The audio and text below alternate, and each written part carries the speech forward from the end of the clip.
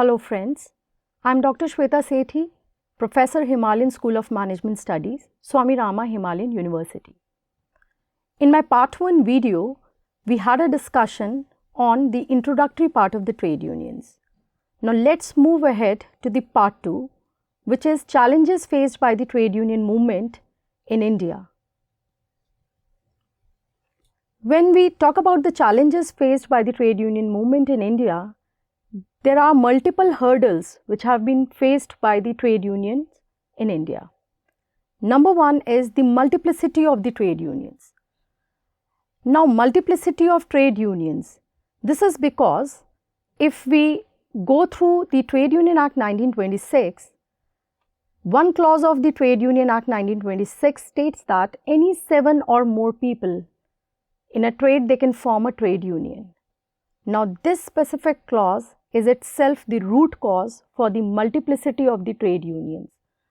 People with the different ideologies, people with the different political interest, they have been given freedom by the Trade Union Act 1926 that they can associate and form a separate trade union. Now, forming of unions, any 7 or more people, why is it a problem? It is a problem because you are giving a freedom to the trade unions to create multiple forums. So, in an industry, what do we see now? That in one industry, you may have 1, 2, 3 going to any number because there is no limit that has been specified by the Trade Union Act 1926, leading to the multiplicity of the trade unions. Now, when we talk of multiplicity of trade unions, if you see this second point, the limited membership, this itself is coming from the multiplicity of the trade unions. Limited membership. Let's take an example here. I have 10,000 workers in an industry and I have one union. So, I see that this is a strong union because 10,000 people are a part of one union. But when we have multiple unions, that is 10,000 workers and if I have 7 unions in that particular industry, I will see that the same population is now divided in amongst these 7 unions. So, the average membership per union has declined, leading to limited membership per union. Third is, again it is interlinked, that is because there are multiple trade unions, which is creating the decline to the average membership per union, leading to the limited membership. This is leading to the small sized union. Now, small sized union is because number one, we have limited membership per union. Second reason of small sized union is that not everyone who is a part of the workforce is joining the trade union. We see there are very lesser number of youths who are joining the trade union. We see millennials are very less in number, very less in percentage who are a part of the union. We see the women employees, they are not a very substantial part of the trade union. So, one reason is the limited membership, average membership is small, meager, and second is that there are specific sectors in a population who are not willing to join a union, leading to the small sized union. Now, the fourth point, which is again interlinked, leading to the failure of trade union movement in India is the financially weak unions. There is the unions in India, they are facing the challenge of financial weakness. Now, when I am talking of financial weakness, this is very important to discuss these two issues, that from where do the finances of a trade union come, or what are the particular funds that a trade union holds. So, there are two types of funds of the trade union. One is the general fund and the other one is the political fund. When we talk of the general fund comprises of the membership fees which is drawn from the trade union members. So, any sort of endowments or the membership fees that is being paid by the trade union members, this creates the general fund, and this general fund is being used for these particular areas, which is not an exhaustive list, but will give you an idea that general fund is used for what kind of purpose, like payment of salaries or allowances and expenses to the office bearers of the trade union, the payment of expenses for the administration of the trade union, for conduction of any trade dispute on behalf of the trade union, like trade union wants to go for some sort of strike or so, or any kind of they want to avert their conflict before the management. So conduction of trade disputes, this general fund is being made use of. Then the compensation of members for loss arising out of the trade disputes, because ID Act 1947 says that if we are not working, if we are in a dispute, if we are no work, no pay. So strike or lockout, if you are not working, you are not paid for that days.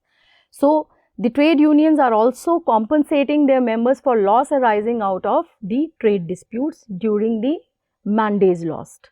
So this is the very purpose of the usage of the general fund. And when we come to the next point, that is the political fund, we will see that what is the political fund, where is it coming from? The political fund is coming from the political donations. That is, if a trade union is getting affiliated to any sort of political party, so the political party is making some sort of donations. This creates this political fund, but you cannot make use of this political fund for the reasons that I have laid down for the general fund purpose, means for paying the salaries in case of conflicts, in case of disputes, in case of compensation paid during the man days lost. You cannot make use of this political fund. There you will have to use your general fund, which is coming from the membership fees and any sort of endowments. But political fund can be used only for the purpose which is very clear here, that is promotion of the civic and political interest of its members. Like if any of the office bearer of the trade union wants to go for an election as a member of any legislative body, so for its publicity, for its any sort of writings that has to be published, if you want to make use of a certain amount, you can draw money from the political fund. This is the only area where you can use the political fund. Next problem that has been faced by the trade union movement in India is the attitude of the employers. See, because the trade unions have associated and affiliated with the political parties which have their own vested interest, and there have been instances, there have been case studies, there have been examples where we have seen that the trade union members, they have raised the charter of demands which were very illogical, which were very unfair, and the list was drawn from the influence by the political parties. So the employers, they have lost their faith in the trade unions because they see the trade unions as being politicized. So this attitude of employers has created some sort of challenge for the trade unions because when it comes to collective bargaining or negotiation, which is not a compulsory affair.